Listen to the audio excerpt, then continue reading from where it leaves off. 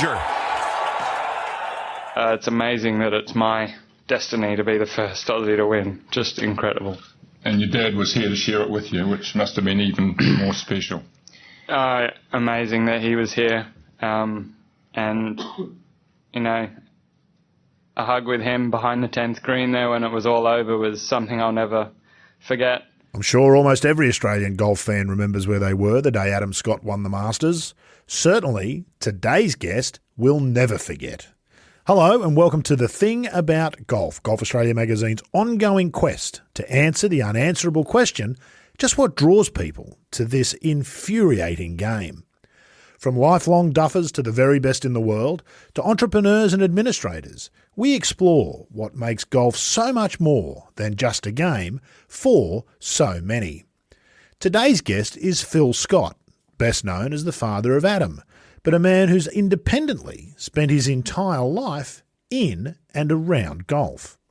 From an unusual introduction to the game at the age of 14, to leaving school 2 years later to take up a professional traineeship, to standing in near darkness in the 10th fairway of Augusta National Golf Club, watching his son create a piece of Australian sporting history. It's been quite the journey for Phil Scott, and it's covered almost every facet of golf and the industry that surrounds it. And today, we get to sit down and hear at least a little bit about how it's all unfolded. I caught up with Phil at Sanctuary Cove on the Gold Coast, and I got straight into it by asking him, what's the thing about golf for Phil Scott? Well, the thing about golf for me, Rod, is that golf has been my life and everything else has been supplementary almost, leaving school at 16 and becoming a trainee pro and getting to the age and stage I'm at now. Those intervening years have only been golf in a lot of different ways, lots of different types and parts of golf that I've been influenced by. And now as I'm at the age where reflection is a positive thing, I'm really happy looking back and thinking this is what I did with my life. The game's changed massively throughout that 47 years. I like evolution. I like change. It's part of getting things right, I guess. Doesn't mean everything's right in golf, clearly, but as an opportunity to spend your life in something, I lucked in getting it as golf. You've picked a pretty good one. Anybody listening to this will agree with you, of course, because if you're listening to this and you don't agree with that, you're probably looking for another podcast. Let's go all the way back, Phil. An awful lot has happened in all there, and we'll talk about that. Let's go all the way back. How did you end up leaving school at 16 to become a pro? How were you introduced to golf? I was introduced to golf literally almost by default. No one in my family in Australia were golfers, but I was taken to the UK when I was 14-ish with my parents. My older sister stayed back here. She was just finishing school, I think. And I was getting dumped with relatives around the UK while my mum and dad went off doing whatever they were trying to do. And at one point I was dumped in my mum's hometown, which is a little small village in South Wales that was a mining village. It wasn't a terribly attractive place back in whenever that was, 1970, 72. And there was nothing to do. I was with my grandparents who were quite old by then. There was nothing in this village. And there was a golf course a mile or two up the road. So I went up there and I started playing golf just as something to do. I maybe had only had one or two hits as a school kid. You know, in the school holidays, someone says, go play. And I started playing and I got hooked. And that was it. So the rest of the trip, while I was dumped in different locations, I just found the local club. And as was the way, maybe more so then when it was less of a big business, the local pro would always help you. And they helped me. I'd just go and introduce myself and they'd let me use the course or the facilities or whatever. So your first UK golf trip was as a beginner discovering the game. Yeah, I can remember the course. Funnily enough, my uncle became the secretary manager of this course where I started playing. It's called Ashburnham Golf Links in South Wales. They used to play pro events. I feel like I've heard of it. Years ago. It's a very old and old-fashioned links, blind holes. And he became the secretary, you know, amazingly for a family that wasn't in golf. But that's where I started. And then I got the bug and I didn't want to know about anything else. It speaks to something which this podcast is kind of trying to answer in some ways. That's an incredibly powerful change of direction in life from no golf at all ever to here we are 47 years later and you've done nothing but. Yeah. I wonder whether that's more prevalent in golf than other things, whether it's got that addictive nature to it. Yeah, I do too. But maybe as golfers, we just like to think golf's more special, perhaps. Maybe than it we really should is. anyway. But yeah, indeed. So was it the playing that grabbed you, the hitting of the ball, the one that came out of the middle and I want to feel that again? Is that what grabbed you about golf, or was there something else about it? You know, honestly, thinking as you're asking that, I don't know. I just liked it.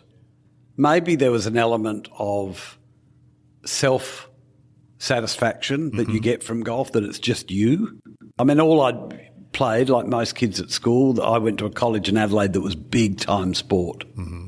AFL footy or whatever, Aussie rules footy, cricket, etc. Golf was frowned upon. They didn't like it when I got back that I played golf. That's fine. But maybe it was that I'd only ever been part of teams and golf appealed to me because it was individual. I can't really think whether there was one single thing. The fact there was nothing else to do probably helped as well. Absolutely. It's either this or sit in. It was better than the alternative on that trip. Either this or sit in the room. How did it unfold from there for you? You went on to become a professional, of course. So you've obviously got some aptitude to take it up at 14, think about leaving school at 16. Did you become a pro at 16? I did, a trainee. I went trainee, through a PGA traineeship. So obviously you were decent at the game. Yeah, I got good at it fairly quickly.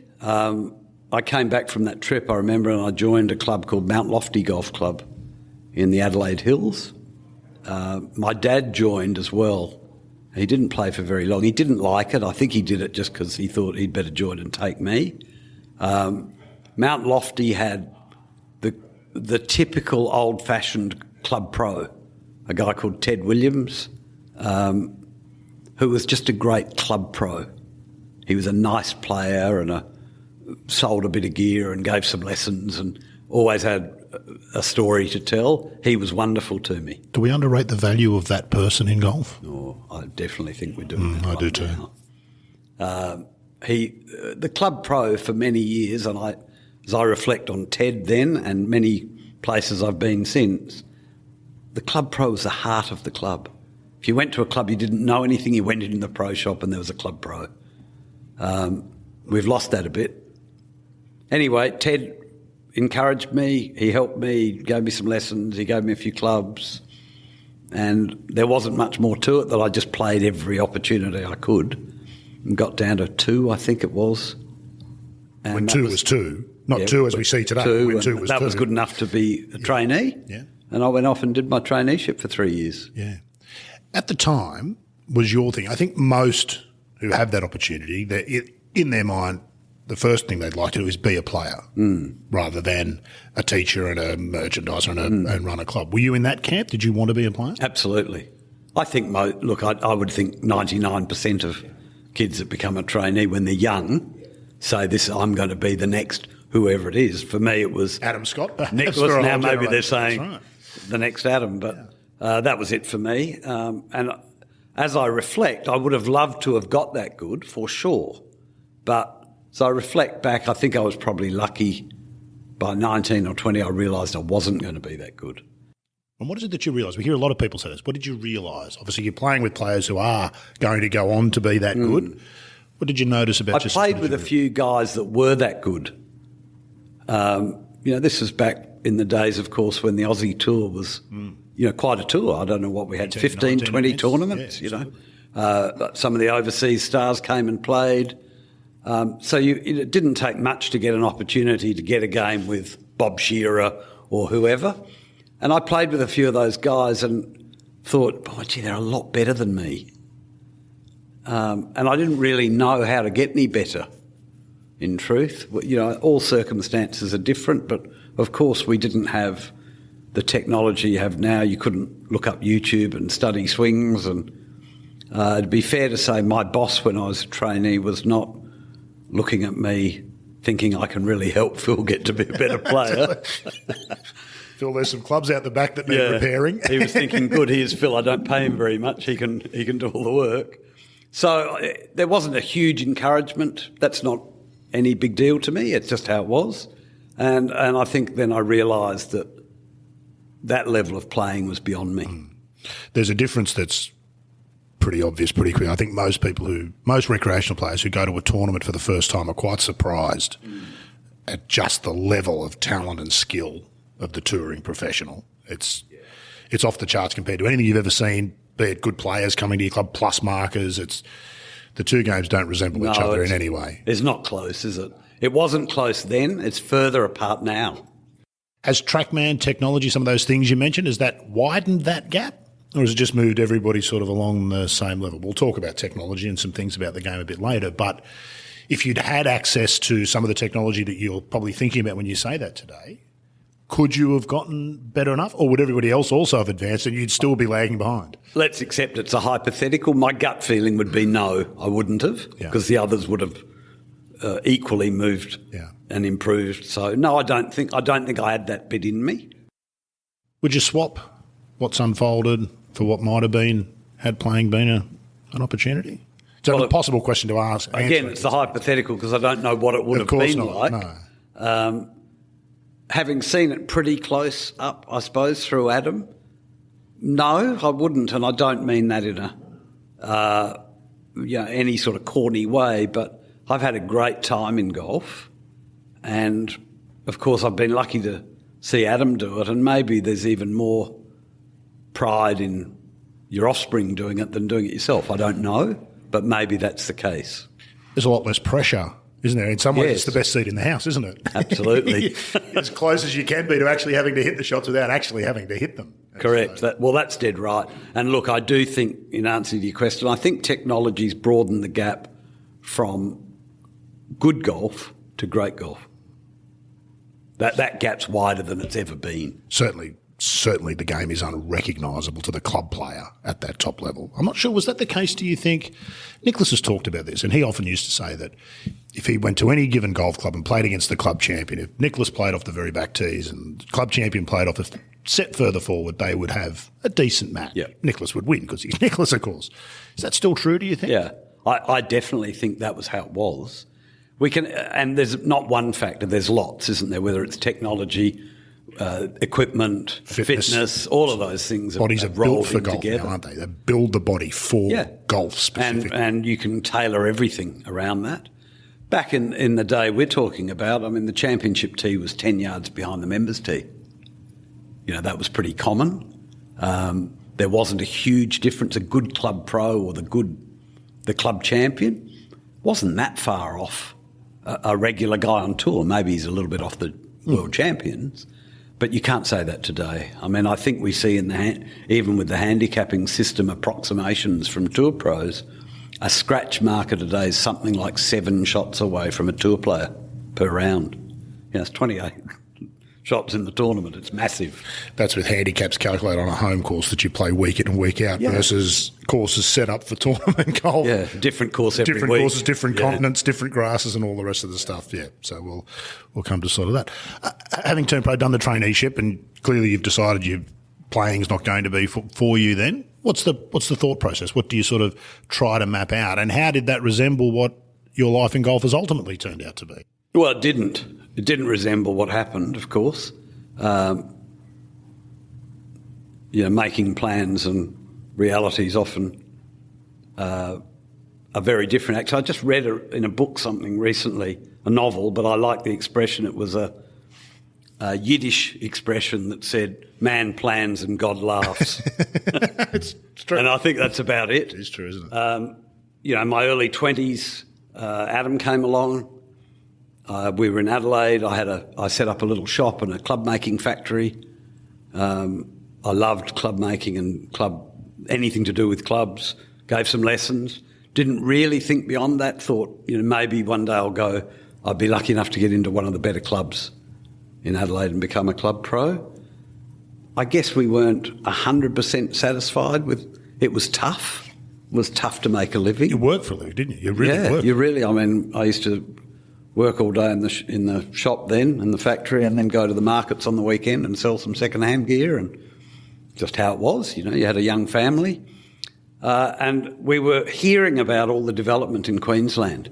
At that point, it was the Japanese development in the 80s, and they'd built Palm Meadows and They were running the Palmettos Cup and Greg Norman was coming down and there was all this excitement. Boom doesn't start to describe what that period, unless you live through it, you can't appreciate what it was like at the time, can you? All of these places were happening. Sanctuary Cove was happening. Frank Sinatra was coming down to open it.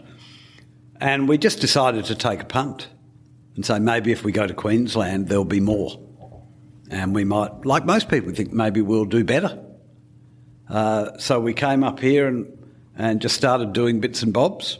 And I got lucky and through various circumstances got a job at a new course being built called Twin Waters. That experience led me to the management side of golf clubs. But probably more importantly for me, it led me to meet and get to know well Peter Thompson and Mike Woolridge, who designed the course up there. And they then convinced me to come down to the Gold Coast and start one that they were doing here called Hope Island, which I did. And that was a boom time in Asia. And they were extremely busy with design work. And for whatever reason, they liked how I was setting up their clubs. So they started introducing me to all their clients in Asia. And I then spent the better part of the next 10 years going a couple of weeks on, a couple of weeks off in Southeast Asia, primarily developing their courses, living in Australia because the kids were at school. So it was just a radical change from, doing a few repairs on golf equipment in Adelaide to suddenly setting up courses in Southeast Asia. Because in a funny way, that's got nothing to do with golf, does it? You don't need to have a golf background to learn what's required to start up and get a golf facility up and running. It doesn't hurt, obviously. It doesn't hurt. But it's a completely adjacent set of skills, really, isn't it? It was different skills. It certainly wasn't skills I'd learnt, so it was in there and take a bite of the apple and keep chewing. It was, however, the broad base of skills that really helped me then, because it got me to understand more about what they were thinking about with design. That got me to understand construction and maintenance and the effect all of that had on how a club could operate. Day-to-day operations, costs of... Be they exclusive... Costs of running a golf facility. Exactly. We don't understand what it costs to present courses the way we're used to them being presented now, do we? And that was the era when all that changed as well, because we suddenly got wall-to-wall TV coverage of tournaments and our expectation of what we wanted to see on the screen was different. Water's bluer, grass is greener, greens are faster and more consistent and all those sorts of things. What was that Southeast Asian influence? I looked at Queensland here, and we're at Sanctuary Cove today, and it's part of that whole boom that we talked about with Hope Island and Palmettos and Lakelands and that whole sort of a time. This feels very different to golf in most of the rest of Australia. This doesn't resemble the sandbelt, certainly, down in Melbourne. What influence has this had, do you think, on golf and the golf business? Sanctuary Cove? Or not just that, this resort this sort of resort idea where it's a residential plus golf course plus open to the public, really highly maintained. Some thoughts about sort of that and how that differs to golf as you experienced when you first came back from the UK and what it was like in Adelaide. Well, it's radically different. I mean, it's been this type of development, whether we call it resort or residential, call it both, has been the prevalent style of new golf course development in Queensland, certainly. More so than Queensland than anywhere, I guess, because it's the holiday destination, the good weather, all of those things. And they've been reasonably successful. They're very successful for the developers. Yes. They're still problematic about what happens long term then, because once the developer's sold his land, his interest in the golf course is zero. Yes. And on they go, and that's caused some issues as well. Here at Sanctuary Cove's probably been a little lucky that there was so much land that it's been a very long program. And that's enabled the golf club with some good management practices to secure itself for the future. It's a staggering development, this one, isn't it? The size of this is jaw-dropping. It could never be justified in dollar terms again. If I remember rightly, back when this opened in 1988, Mike Gore was the developer. I think he spent $800 million then. Good Lord. Getting all this together. Good Lord. God knows what that would be now, but it wouldn't be affordable or provide a return. So look, these golf courses right through Queensland in this style have been successful, and they're a big part of golf. No, they're not sandbelt. No. There's some fine golf courses here. Have they been good for golf? That's a different question. Have they been good? Yeah, I think they have, because they've been part of a lifestyle in golf. Buy your property, live on the course. Even though I think that's probably only 20% of people that buy round courses play. I think the numbers, it was about 30, 10 or 15 years ago from memory. Right. Most who bought didn't play. But it's a nice lifestyle, isn't it? Because you've effectively, even if you're not a golfer, you've got a parkland around your properties. And someone comes and maintains it every day for you. Keeps it looking quite nice. good. Who wouldn't want that? That's So I think they've been good for golf. The long-term future for some of them is going to be problematic. That probably applies to not just resort residential that's right. style golf courses. Well, the business itself faces some very real challenges, doesn't it, at all levels, from public golf being under pressure in urban areas in particular. We see this in Sydney at Moore Park, where the mayor wants to close at least half of the golf course and have it as just parkland. That's not uncommon, and we're seeing that in places around. What role do you see public golf playing? It feels to me like it's private golf, funnily enough, that should be really worried about some of those issues with public golf, because without public golf, I feel like the tap stops running to private golf clubs. It's a complex issue, would be my thought.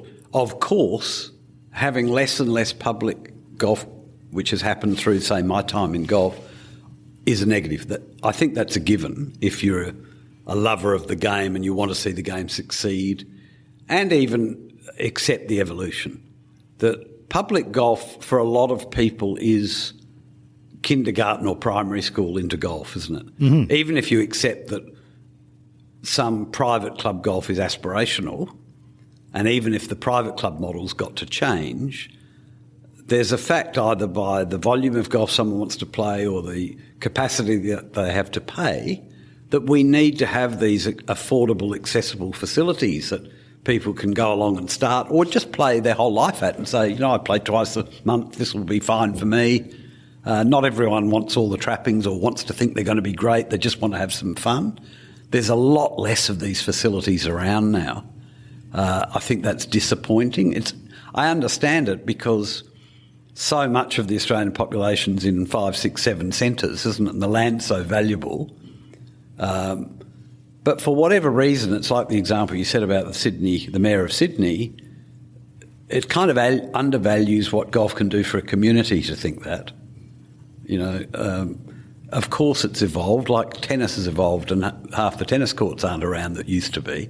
But we've got to be careful that we just don't urbanise everything and there's no easy recreational facilities for the community. One of the things I feel like gets overlooked is that if you take away 9 holes of Moore Park as an example, you potentially deny to a lot of kids who are going to grow up in the city the opportunity to decide whether or not they like golf.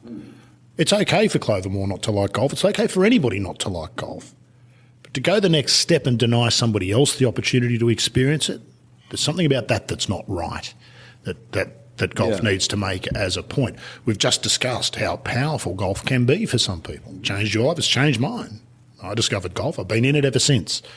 And that gets overlooked. It's not fair that some people just miss out on that because somebody decides they'd rather walk their dog on that space than allow it. Now, on the flip side, golf needs to learn to share.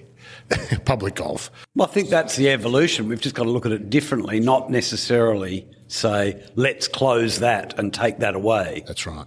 Why can't we learn to interact differently? I don't know the answers to all that, but studies could tell you that. I mean, who knows what it is? Maybe it's a golf course 5 days a week and a walking track, or on the weekends. Whatever. There's solutions to say, let's provide these facilities, because if not, with our population living in city centres, then the only chance of developing new facilities will be miles out. Well, then there's a different set of problems. How does a kid get to a public golf course in Sydney if it's 20 miles outside? How does he get there?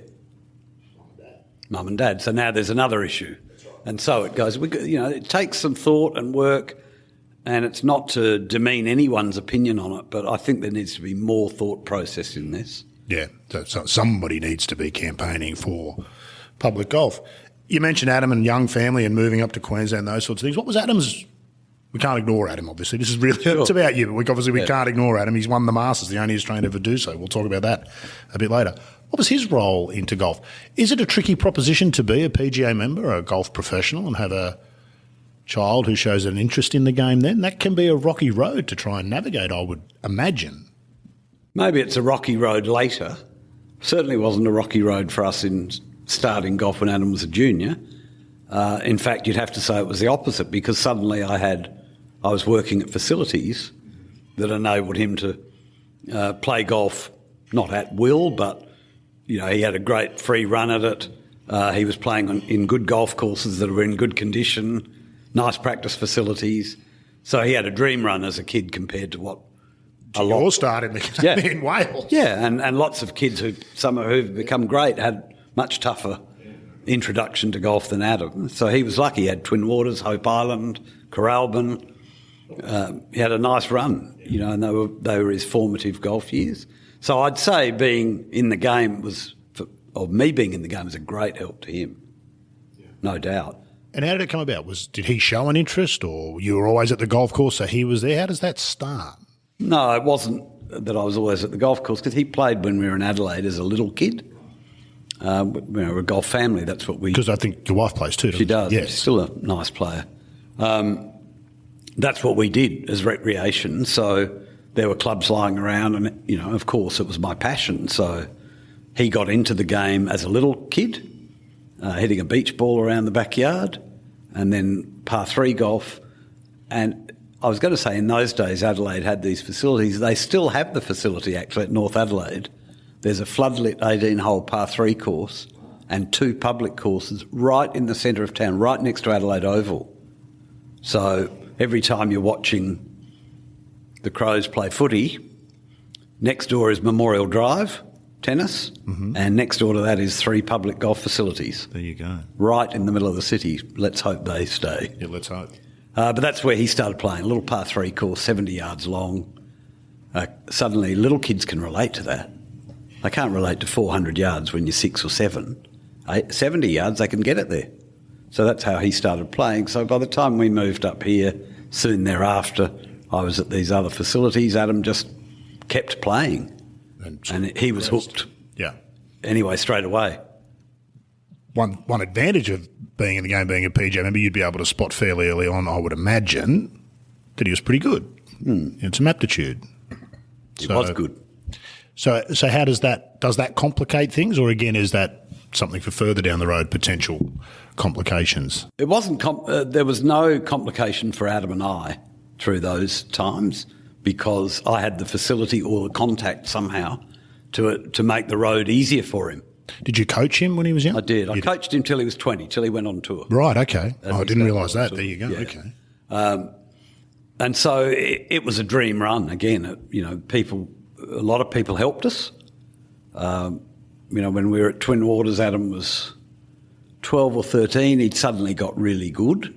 It's funny, it does happen, doesn't it? Just over the course of a summer, something happens. Just a bit more muscle, I guess. Yeah. Distance becomes, relevant. They can play the courses, and he got down to scratch then. And there was a secretary manager there. I haven't seen or heard of him for many years at Royal Queensland, called Ted Coker.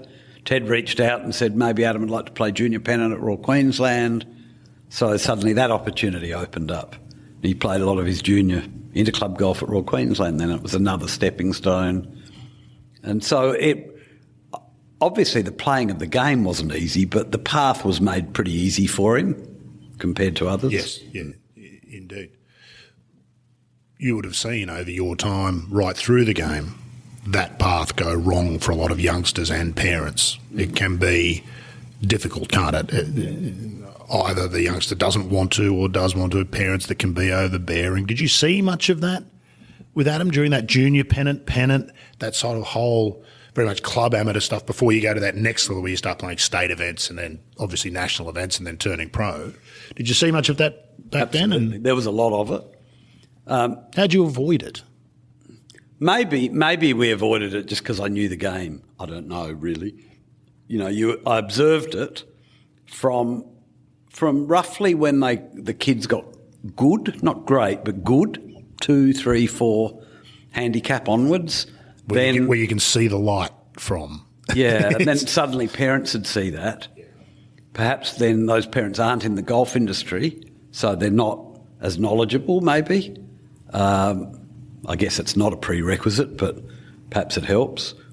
There was a lot of kids that were then put under incredible pressure at a point when they shouldn't have been. There is a point when you want to get really good at golf where there is pressure and you have to learn to deal with it. But when you're rolling along when you're 13 or 14, it's still got to be fun predominantly, or there's a great increase in the chance that this will go pear-shaped somewhere. Friend of both of ours, Mike Clayton, he asked this question the best, I think. How do you raise somebody like Adam who's clearly gone on to win the Masters and is yet still a good bloke? Can't be that easy. The world you move into on the US tour and the European tour, huge pots of money, sharks everywhere, deep pool, lots of people sniffing around. How would you know who you can trust and all that sort of thing? Hard to prepare somebody for that life, I would think, and to suddenly drop into it, as some have done, that can be very difficult. How do you prepare for all of that?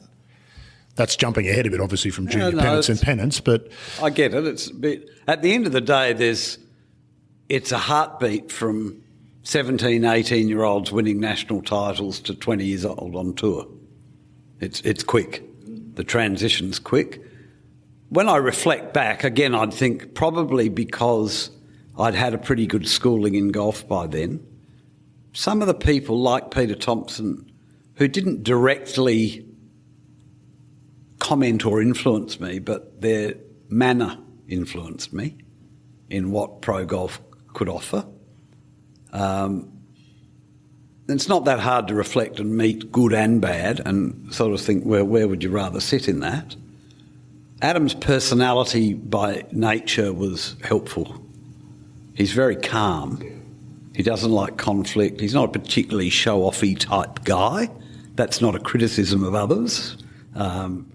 Some like that. Adam's not afraid of the spotlight, but he doesn't go seeking it. he's not Phil Mickelson. No, or Bryson, Greg, someone who loved all that. Yeah. That's fine. Yeah, we need those people. We do need them. We in the press need those people. Trust me. But that wasn't Adam's way. So, of course, he was influenced by a lot of those things that suddenly happened. I mean, if you're good and you get on particularly the PGA Tour or the top of the other tours, no is not a word you hear a lot of. Yeah, true.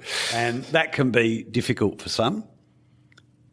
I've got a feeling, and again, it's not a detrimental comment, the structure that they grow up in as juniors here, becoming good golfers and going on tour, is different to America. There's less hype. There's less hyperbole. I mean, a 16-year-old Jordan Spieth was getting touted anyway, wasn't he? He's the man. He's going to be great.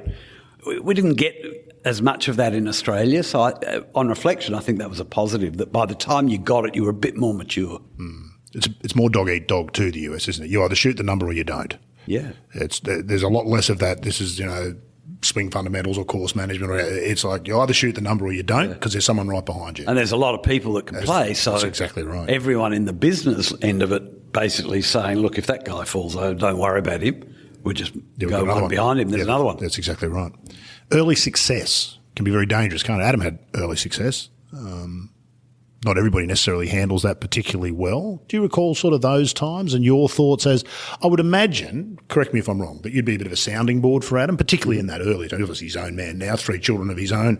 I imagine you talk about different things. But at that time, I imagine you were quite the sounding board for him, probably one of the lone voices you feel you can trust when you're on the other side of the world, surrounded by people that you've not met before in this shark pool that we've already sort of talked about. Do you recall sort of what sorts of discussions you had about that and navigating that?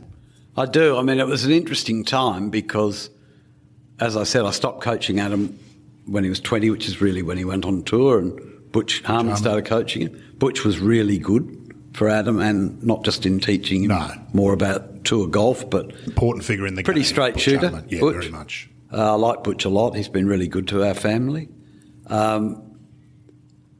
So he wasn't completely surrounded, by the hyperbole. We also made a decision very early in Adam's pro career that we would manage in-house and not stay with management companies. Was that a big decision? You would have had a lot who would have been interested, I imagine. We spent 1 year with IMG, the first year he was a pro, and then separated. They can be persuasive, those firms, can't they? It wasn't their desired outcome, that. Again, with hindsight, it was a great decision. But it directly reflects on what you were asking, that the decisions were made in-house. Certainly in those earlier years, more of them were influenced by me than Adam, because he was a young guy, although he was involved in it all. As time's gone on, he takes control of those decisions now. We still manage it in-house. We have his whole career. I think that was a plus, because we didn't have influence by those with broader agendas. I mean, if you're a management group, naturally, you might have 10 players or 100 players or 3 players. So every decision you make as you're talking to anyone external, an equipment company or companies that get involved in sponsorship of golf, has different agendas, because you mightn't like what they're telling you for Adam Scott, but you've got to be careful because one of your other clients, Rod Morri, is also wanting a deal. None of that applied to us. We could do what we wanted.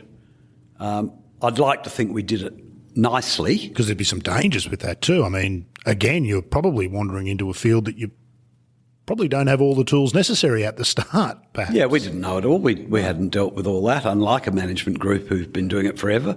We had to learn as we go. We got incredible support from 1 or 2 of the companies from day one, which took a lot of the pressure off. And they weren't influencing Adam in any way other than just letting him play. So once again, he had we got this really great run, I think, from the junior time into early pro golf, where he was not pressured. We went to Europe. He learnt a bit more about pro golf for 2 or 3 years in Europe before he went to America.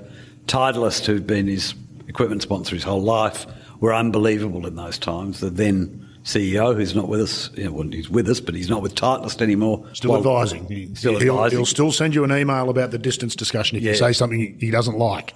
Trust me. True. He was awesome for us. It was no pressure.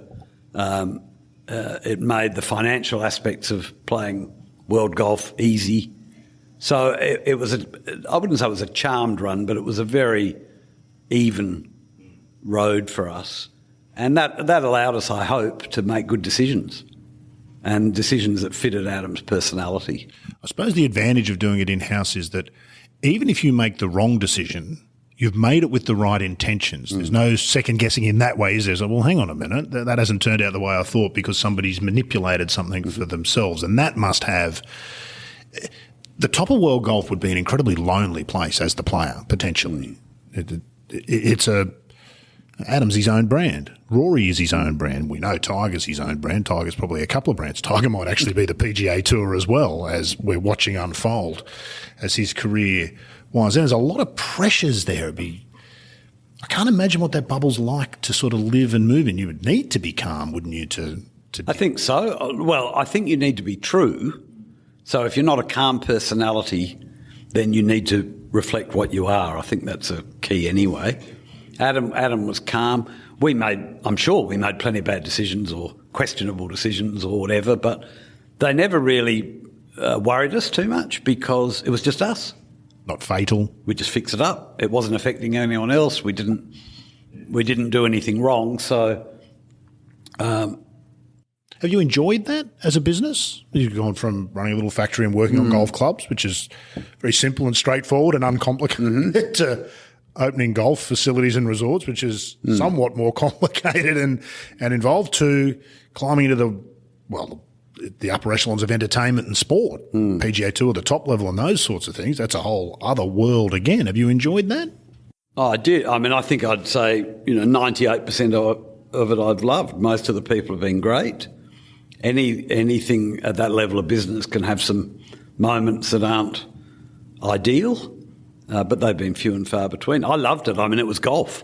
Same thing. All of a sudden, I'm still in the same industry and I've learnt lots of stuff along the way, and now I'm doing it for my own son and watching him succeed. None of the difficulties seemed that difficult, really. It's a long way from Mount Lofty to Augusta National. It is. Same hills, I might tell you.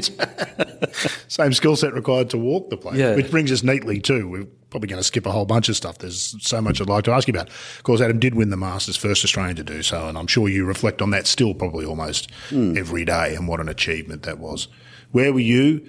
What did that mean to you? How's that all fitted in? And then you've got to tell us what it's like to get to play Augusta National the week before the Masters most years. I mean, as of course you get older and you have all these wonderful abilities to tell stories that people can't decide whether they're true or not. Whenever there's debate about how much coaching's changed, I just love to say, look, everyone else that's here that's coached a Masters champion can come and stand next to me. What a delight. What a gift he's given you. Yeah, there it is. And I'm going to every Father's Day for life. It may change, but at the moment it's still good. Augusta. Well, I was in the playoff hole. I was they'd let me stand on the fairway on the 10th. It was raining. It was dark. It was horrible, wasn't it? It was horrible. Everything about it was horrible. That was the last hole. If someone didn't win it, then it was going to be the next day. What would that have been? Oh gosh, thank goodness it didn't happen. Deflation would have. I don't know how that would have been in the house that night. I'm happy we didn't have to. Quiet, I think, is probably the word. Yeah. But I couldn't. I was just wandering down the side of the fairway as normal, and the guys from the club came over and said, if you want to get on the fairway, you can stand here. So I was maybe. I'm trying to think. I was the other side of the big bunker. It's got to be 100 yards out. I might have been in the fairway watching when they got on the green. It was so dark I couldn't see the ball from there. So I could see where they were, see the people, but you couldn't see the ball rolling.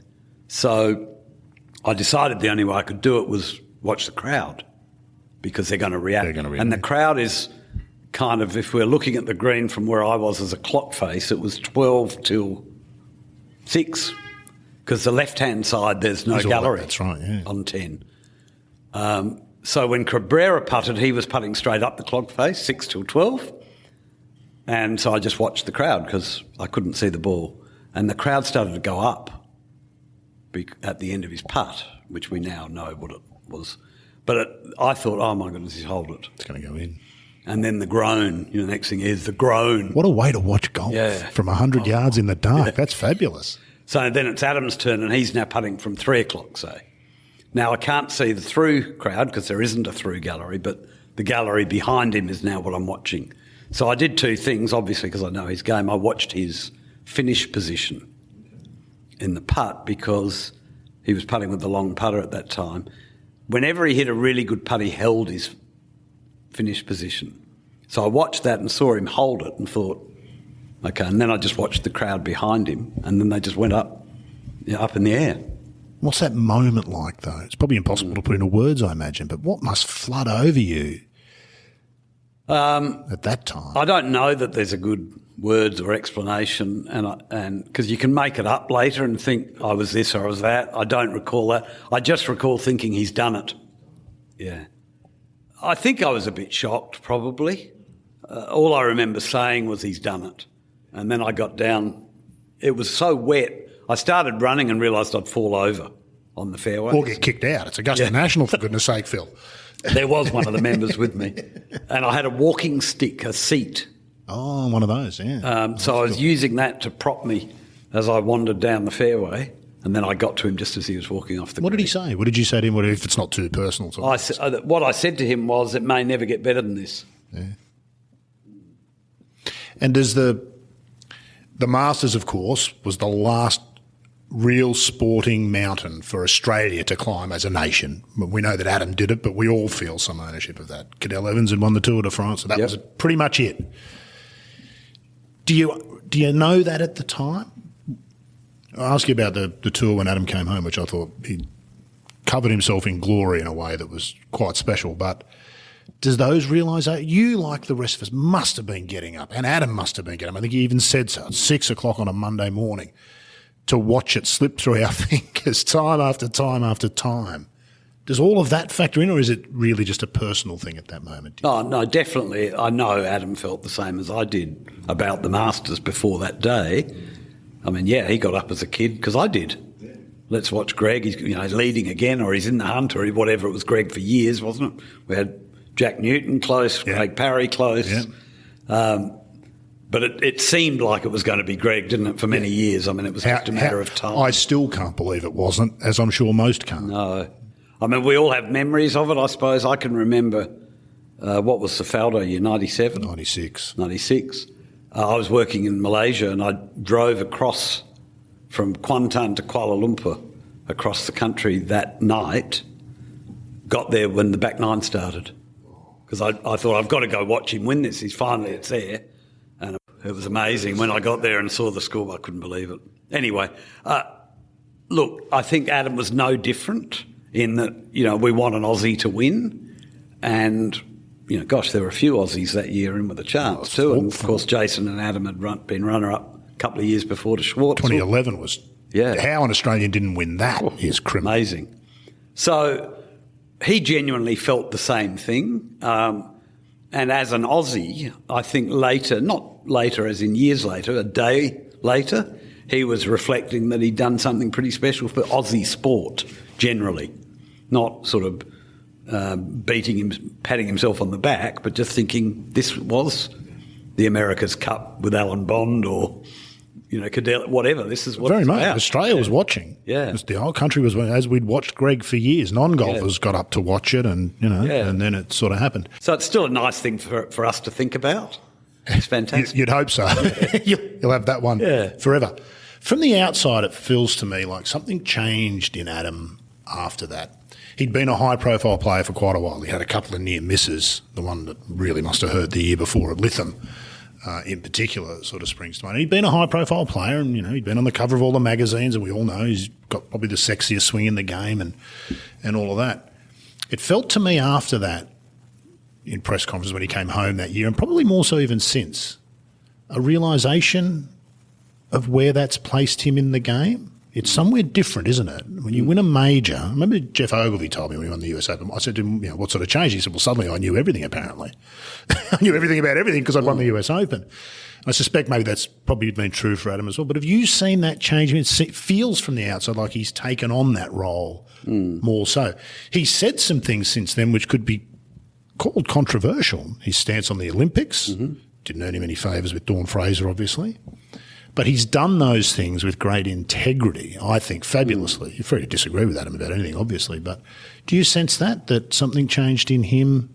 Well, I think that's very perceptive of you. Not many people have said that. It definitely was the case. To me, it's a bit the same that when you're a good young player, whether you're an amateur or just turning pro, and people are telling you, you're really good, and it sounds great, but until you actually go and win, you're not quite sure. I know that's what Adam felt. He'd had a very successful junior career, lots of stuff. People say, oh, you're going to be a great pro, you're going to win. But until he won, he said, well, it's a maybe. And then there's a different belief because it's a real inner belief of, I know I can do it, I've done it. It's not people telling me I can. And so his career had gone along with a few near misses in the majors, and he'd been successful, of course, and won a lot of tournaments, but people had talked about him being a major champion, and then suddenly he was, and it changed the belief system. And in his personality, as you just pointed out, I think it just gave him the confidence to say, I'm not afraid of the answer. It also coincided with about that age and stage, didn't it? He was 32, 33 when he won the Masters. So there's a bit more confidence and a genuine thing of I'm experienced enough, I've been out here long enough that I'm not making this up. And I think even when he's made what we'll call controversial comments, I think he's always done that with balance and integrity. Like you said, Dawn Fraser may not agree, but I guess Dawn Fraser didn't write the book on golf. Pro golf, she wrote a book on pro swimming. True. Hard to win a public argument in Australia with Dawn, but I think Adam did. I think so. Because I think he spoke truth. You reflect that everyone's entitled to an opinion. Of course. It sometimes can be prejudicial for people whose opinions can be aired much more publicly than others, and Dawn's certainly entitled to it. She's earned it. As a family, we didn't really worry about it, only that she made a couple of comments that were off the mark when she talked about money. Well, it had nothing to do with money. Passed that long ago. Yeah, and it wasn't, that was just not relevant at the time. So, yeah, I think Adams remains more comfortable in being a voice, but he doesn't go out of his way to do it. Someone's got to ask him the question. No, that's absolutely right. And perhaps that's what I feel like I noticed had maybe changed him. Should you choose to, being one of the best handful of players in the world in golf comes with a responsibility should you choose to accept it. You don't have to. Nobody has. I feel like Adam sort of accepted it. That's how it feels from the outside. He's done a couple of fabulous long-form interviews. He probably doesn't get the press outside Australia, I don't think, necessarily. I think he's extraordinarily thoughtful about the game and where it stands and whatnot. I feel that's just how it felt to me, that he had some things he wanted to say and he's quite comfortable to say them these days. Your relationship with Adam and both of your own relationship with the game itself. When you start out in Wales, you're hitting balls and it's a bit of fun and one comes out in the middle and it feels good. When you've got a putt on the second playoff hole to win the Masters, chances are you've got a very different relationship with the game itself. What have been your observations about how that's changed over time when it goes from a recreation to a business, and a big business, which it has for Adam? And for you too. There's no pressure on your own golf, obviously, but has your relationship with the game and the playing of the game changed, and how have you sort of seen Adam's change? I suppose it's true that my relationship with the game's changed a little, but not markedly, I don't think. I mean, I love playing golf as much as I did, round 2 at Ashburnham Golf Club. However long ago that is now, 49 years ago. I just love playing. I just love everything. Do you still play often? Yeah, I play maybe 3 times a week.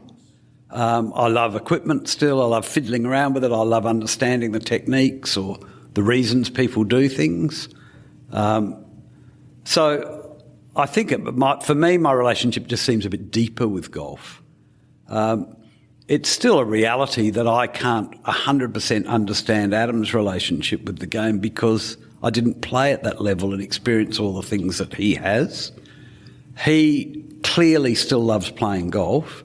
It's more difficult now for him with a young family.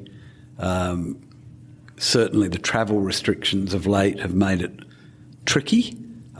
He is in the process of changing some of those circumstances which he thinks will give him the best chance at the next 5 years of high-level golf, and then it'll be problematical. Because he said himself, hasn't he, that the window doesn't open any further, it only closes from this point. So he knows that. And it's probably narrower, just in some of the golf realities of the young guys, how far they hit it, how they set Phil can win at up. 50. Exactly. And those the majors and certain of the majors courses are going to be their best chance. A regular tour course, it's going to get harder for the older guys because the guy that can just bomb it out 350 and, there's 10 of them on tour now, and if 3 of them start putting well that week, that's it. One of those 3 wins. I think we're going to see Adam do some more things in golf, not just playing. When he finishes playing, I'm certain he'll do some things back here. He's got some good ideas and he's starting to put plans in place to try and have some positive influence, let's say it that way. Whatever they are, it's not worth being too specific because they might change. Well, we saw what he did during the COVID lockdown here, playing with young players around the coast. Yeah. Just that. That's a money can't buy opportunity for a couple of kids who talk about life-changing. I think he'd like to try and influence some of the existing infrastructure to promote it more, to promote young golf more.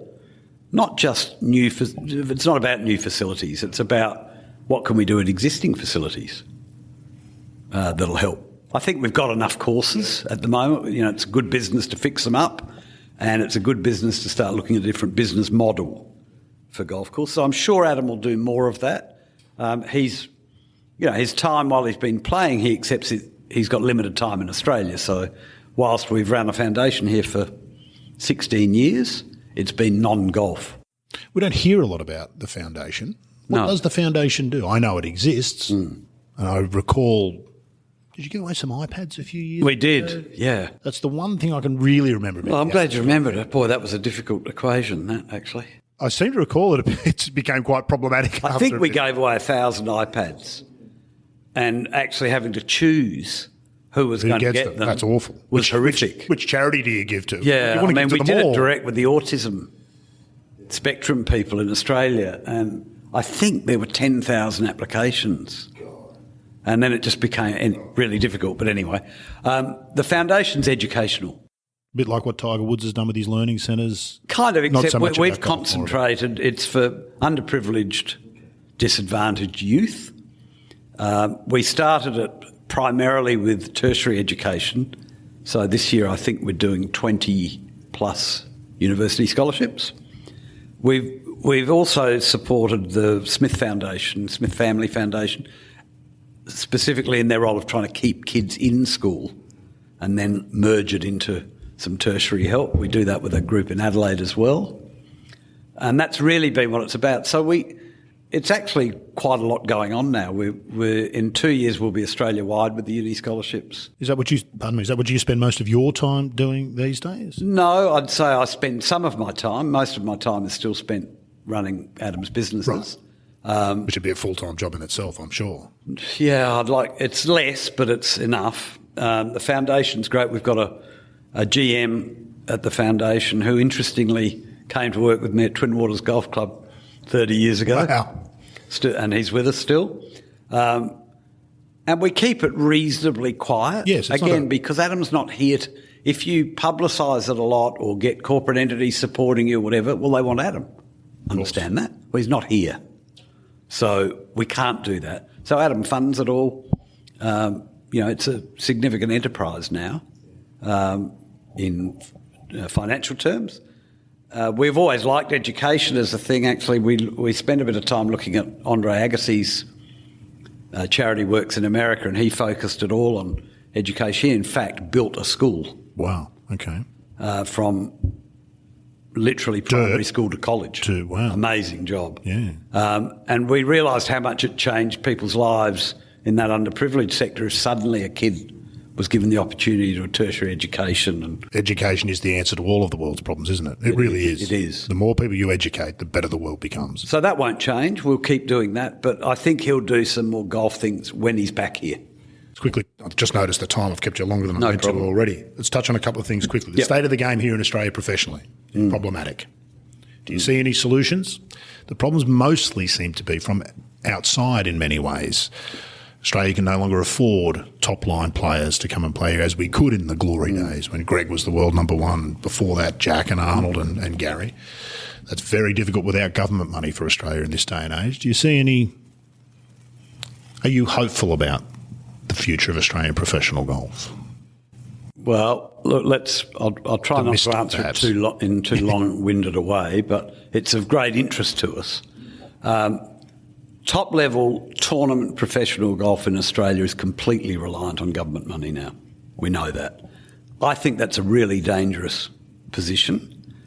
And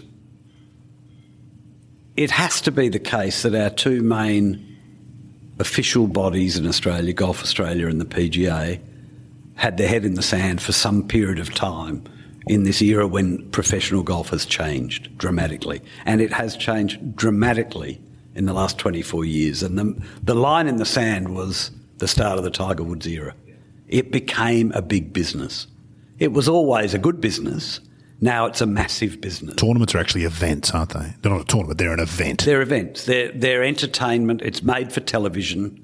I'm sure if you asked a collective group of the world's best players, they'll say to you 4 events matter and the rest are entertainment. That's the truth of it. Yeah.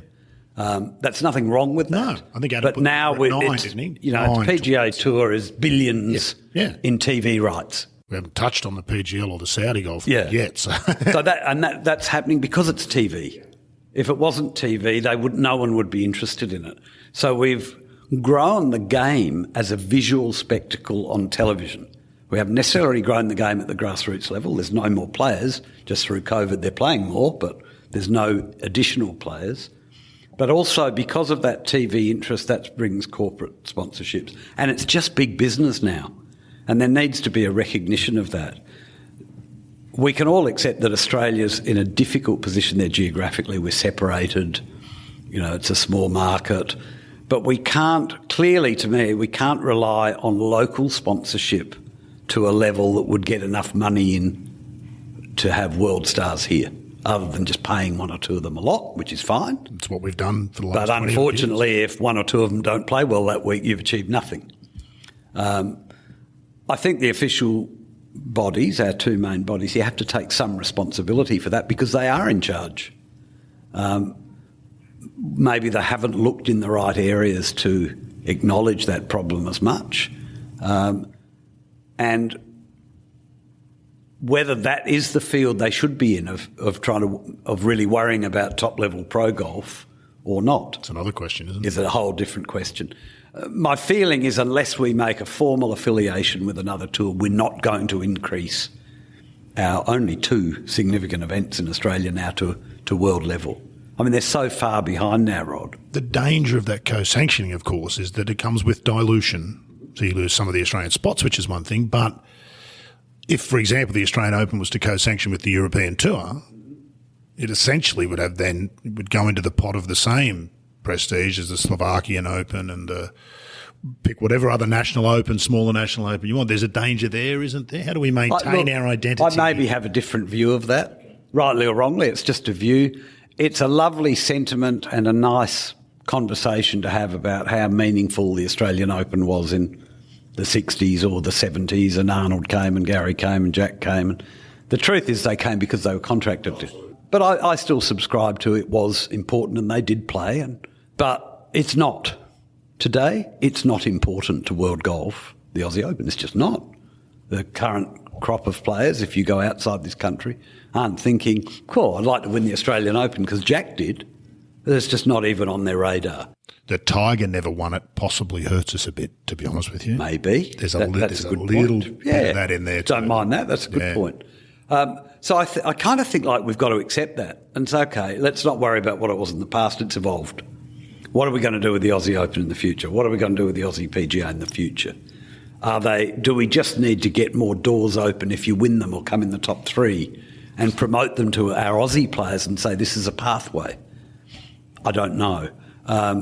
You can argue about the co-sanctioning. It provides less field for Aussie players.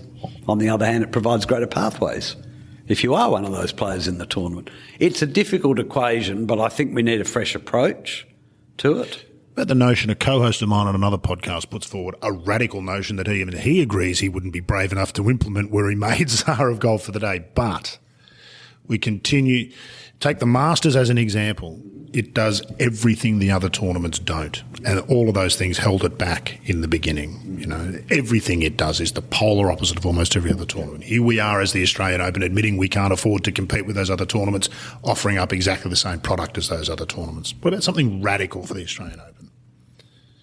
A radical change. His plan being essentially, let's redo the Masters. So, right, that's it. It's a small purse, that's it, but it's fifth oldest, one of the 6th oldest trophies in the world. You want to come and play? We play it on great courses.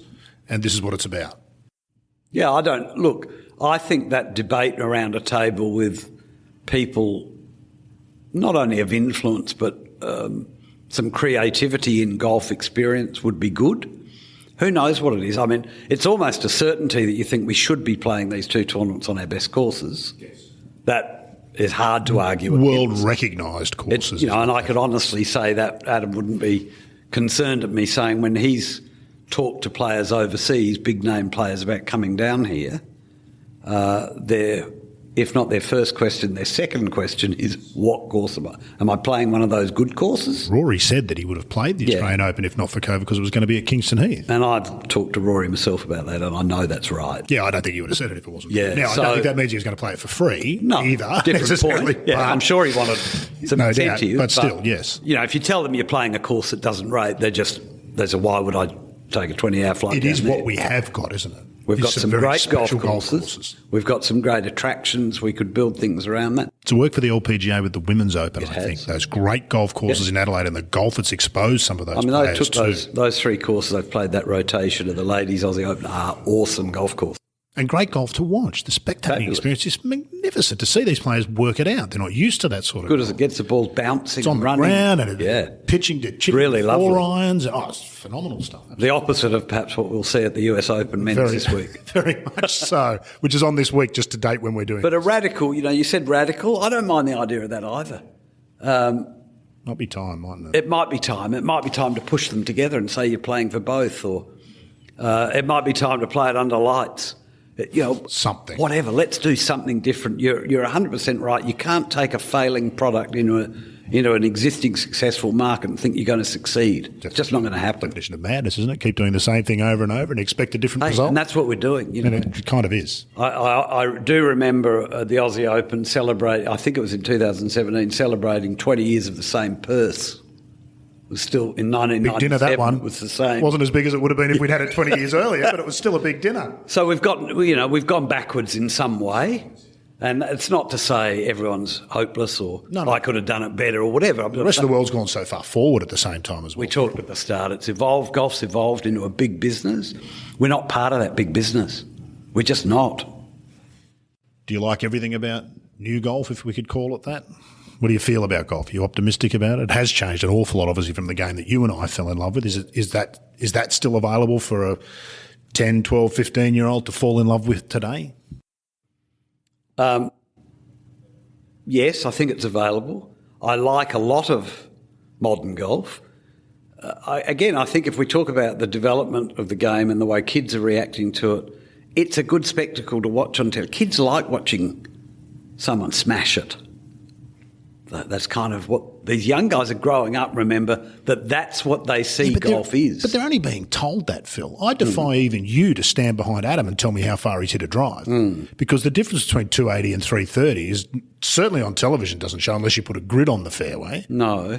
And distance being relative, I accept your point, but Norman smashed it. That's why people went out to watch him. He just smashed it on a scale that was workable for golf courses. There's always been long hitters. Of course there has. And there always will be. But what we see now, I think, is beyond that. This will be my point to you of, yes, the kid watches telly, he's just being told that Bryson is smashing it, it's at miles. But when he sees the ad come on during the telecast, or he picks up the golf magazine, or he walks in the pro shop, every influence from every major company who sells equipment is speed and distance. That's all they talk about. I don't recall seeing a poster in the shop that says precision, artistry. It's not. It's speed, distance, and that's the modern way. So is that a dumbing down, or is that putting it too strongly? Are we dumbing the game down in some ways? No, it's not putting it too strongly. It sells because that sounds good on telly, and then the equipment company, as they would if you and I owned it, said, Justin Thomas hitting a long way with that driver, I'll promote that. So people run out and buy this driver that Justin Thomas has got because he's hitting it a long way. The fact that they can't hit it at all, well, we know that. Is irrelevant. We know that's always been the case, just the scale of that's probably changed. Does that change the nature of the players at the top of the game? Does that help or hurt Adam, for example? Adam's probably average driver these days. He's always been long. He's obviously a fantastic ball striker. Does it change the mix of players at the top of the game? That's what it feels like has happened. It is more one-dimensional at the top. It used to be the case that not all good players were long hitters. Yeah, the short hitter had a chance, didn't he? Gary Player won a lot of tournaments in Nicklaus's time.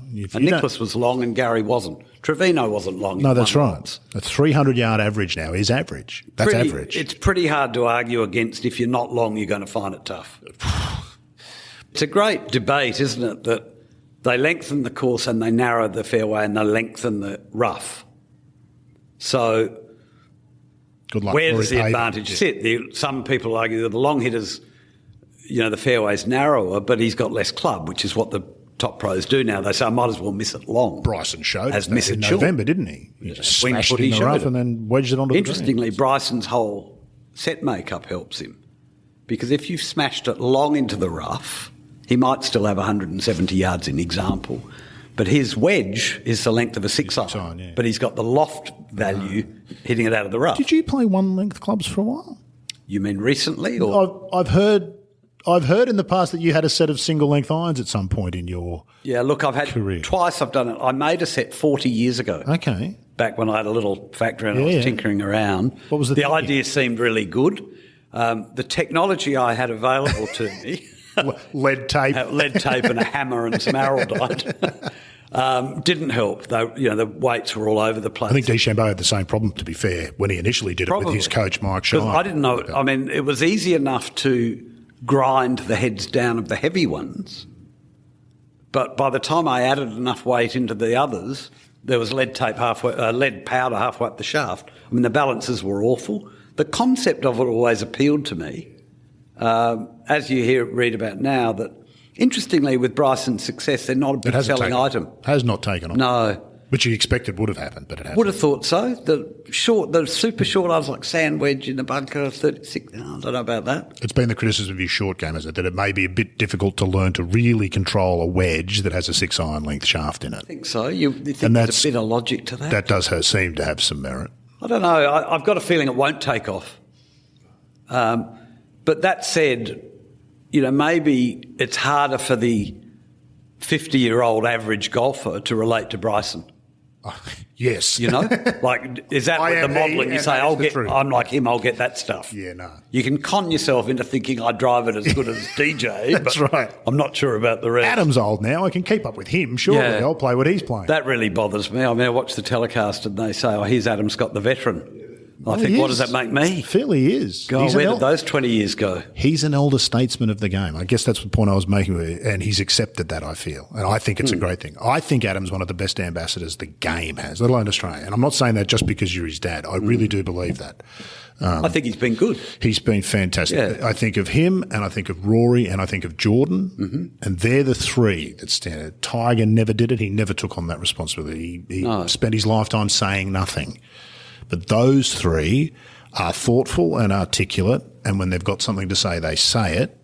And look, Rory's got himself in more trouble than he ever needed to by saying what he thinks sometimes. I think that's right. You know what? I admire Rory not only because he'll do that, and as he's getting older, he's becoming more thoughtful about it. But he's also stepped up. I mean, he's the president of the PGA Tour PAC committee this year. Yes. So he's prepared to get in there and do stuff. It's not a fun place to be with the Premier Golf League and a Super Golf League lurking around. And and he's made his comments about that, which in certain quarters haven't been well received. No, of course not. With his comments certainly on the Saudi. I'm not going to ask you about that because Golf League. Let's see what unfolds with that. But I would imagine Adam's been a part of discussions with some of those people. He would be Interestingly, a player. we've been in discussions with one group or another for 7 years. Yeah, 2014 is about that. Yeah. So we'll see. It's a long time to have not got off the ground, isn't it? Concept of tournaments featuring 50 of the world's best players is quite appealing. You can imagine as a watcher, well, that'd be good. The practicalities of doing that. There's so much more to it than just the best players too. They're going to be playing for the most important events in some ways. There's a lot in golf. Golf tournaments, they're not like trains. If you just have more, then it's better. This is the whole idea of the Champions League. I had a great podcast of this, and the guy said, look, this notion was, if we just had Man U and Manchester and Manchester play each other all the time, that'd be great, because people like that logo. Well, they like it when there's something to it. Yes. They can tell if it's just a contrived, it's like an exhibition match, isn't it? And Rory and Tiger played a bunch of those in China that were... Yeah. We don't see as much of them anymore. No, we don't. It used to be skins events and all that. I'm not sure that we won't start to see those again soon, because the reality of what these leagues have taught us is there's literally a handful of players who drive the bulk of interest in golf. Now, you need the rest of the field to beat. You have to have the field to beat. But there are a handful of players who people will put their hand in their pocket and say, I'll give you $20 to go and watch him play. Yep. And there's no more than that. And there probably never has been. I don't think so. We always say there's 10 or 15 guys that move the dial. That's exactly right. And outside of that is fine, but that's the reality. Right. I think that was always the case. Jack's time. Exactly. Arnold and Gary. And whatever. That's how it went. Greg and Nick and Sandy Lyle, Woosnam, always been Langer. Hogan, Demerit, Sneed. They're the guys that stand out for those reasons. So. Will these super leagues get going? It's a tough one because they also want to do teams, because that's where the big money is. Don't know that golf really wants to. PGA Tour could do it themselves if they wanted to. Well, it feels to me like these two leagues might be the kick in the bum the PGA Tour needs to think about some of those issues. It's not just Australia that suffers from this dishing up the same product week in and week out and wondering why it's not growing. Well, you just said, didn't you, more is not always better. No, that's exactly right. PGA Tour had 46 events this year, I think, on the schedule. It's too much. Well, 3 of them weren't 72-hole stroke play. You had the team event in New Orleans, the match play. Okay, that's it. The rest was they're just putting them on because they can. That's right. Because it gets more TV rights money. There's sponsors there that will still stump up the money. But again, it's a bit like some of the other things we talked about, whether we call it dumbing down or let's call it evening up the field. That's why the PGA have done it. Because, yes, they make more money, but let's say it's the fall series events. Then a lot of the world's top players don't want to play because they've had a full season. So this gives a great opportunity for the next level down to come along Doesn't do us any favours in Australia, of course, because our own players have to stay there and play those events. Exactly. If they're not Adam or Jason, or Doesn't help, Cameron does it? or Mark Leishman, Yep. they have to stay there. Matt think Jones back- missed defending the Australian Open because he had to stay. Of course. And you can't blame him. It's not a knock on him, but he No. had no choice but to stay there and try and keep his FedEx Cup. You can't blame our guys at any time that if they don't come back. I mean, they're plying their trade elsewhere. They do their best. And none of them would love anything more than to be back here. No, That's the they truth. all like to come Of back, course but they it's do. not always that It's just easy. not feasible, so. And these schedules, I mean, it was still in Adam's early stage of Adam's career. Mickelson used to hang his clubs up at the end of the PGA Championship in August. You didn't see him till February. Yep. Well, if you do that now, there's been 15 tour events. And several. So you turn up and you think, oh my God, I'm 100th on the list. That's exactly right. And not only that, there's several $1 million that have been left Yeah. out on the course that you could have had your share of. And It's not a coincidence that the tour have done it that way. No, They're no. forcing their good players to play more because, of course, that gets them more money. that's right. It's just Whether the it'll business ultimately cycle. backfire, I wonder. Has it made the spectacle better? Don't know. Big question. Big question. Probably depends a lot on who you ask. Phil, I haven't even touched the surface of some of the stuff I wanted to talk to you about, but I must give you back the rest of your day. It's been an absolute joy to sit and chat with you, I must say. Fabulous to finally meet you at last, and thanks for taking so much time. We really appreciate it. Real pleasure, always.